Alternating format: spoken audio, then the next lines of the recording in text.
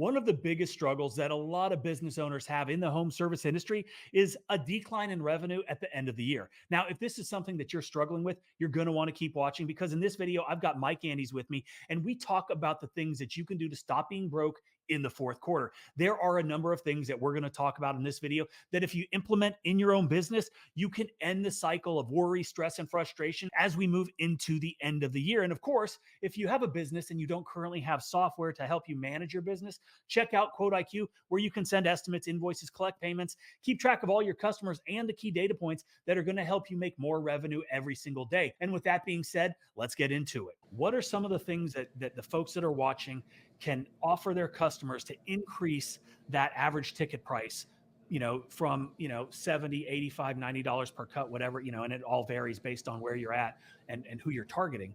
But what are the things that people can do to increase that, to get to those big numbers?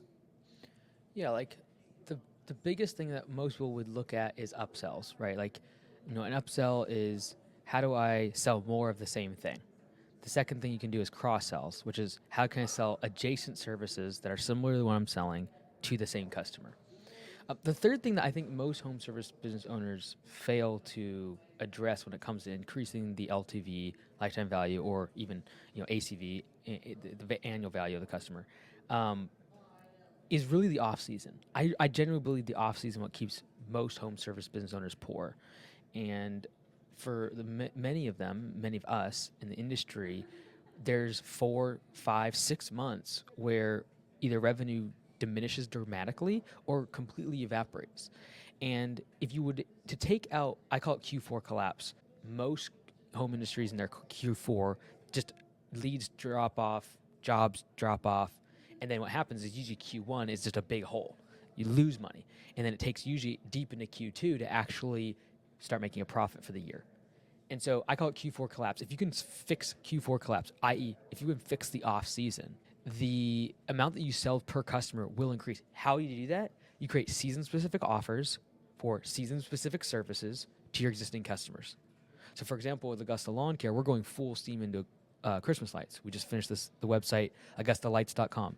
It's for all of our owners at Augusta Lawn Care to basically fix the Q4 collapse issue, which is how do I take a customer that's paying me currently $1,500 or $2,000 a year to pull their weeds and mow their lawn, and then I sell them another $1,000 package at the end of the season in Q4 to be able to make sure that I increase their lifetime value of the customer by 50%, but also that I'm able to fix the Q4 collapse and be much more stable in my cash flow throughout the year. I love the Q4 collapse because we see that in the pressure washing business as well. Fortunately, I'm in Savannah, Georgia. We've got 12 months a year where we're able to work. So we're very fortunate. Conversely, when I had the landscape business, it wasn't like that. There was a Q4 collapse. And so one of the things that I did was we did a monthly price, and it was you pay all year long, because what we would see early on was, when and down here the grass turns brown, it goes dormant, and it doesn't grow.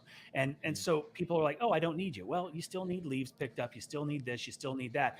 So we developed, or I don't know if we developed, we implemented a system where it was a monthly charge all year long. And if you drop us, you're basically blacklisted. And the next time you come back, your price goes way up, because we need to solve the issue of the Q4 collapse. And I'm stealing that, just so you know. That's a beautiful thing. But the Q4 collapse, Christmas lights, that's a brilliant thing too. My company doesn't do it, but we have a lot of people that we have, set up with some training. It's the Christmas Light Boot Camp, and we teamed up with a guy that's absolutely crushing pressure washing business up in the Northeast. Guess what happens? It gets cold. There's not a lot of washing going on. Pacific Northwest, right? Is it rainy? Is it cold? And so you've got a gap, and you need to fill that void, whether it's snow plowing or removing snow from driveways. These are all things that guys can get out there and do.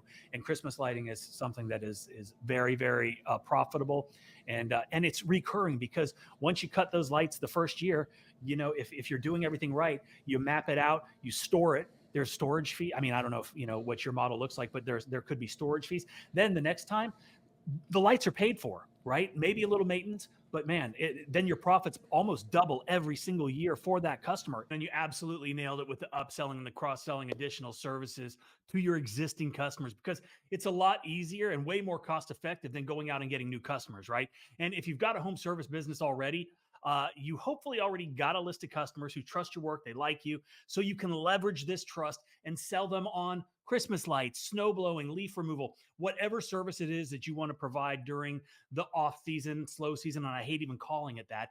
But we talked about the key metrics that you need to keep your eye on, right?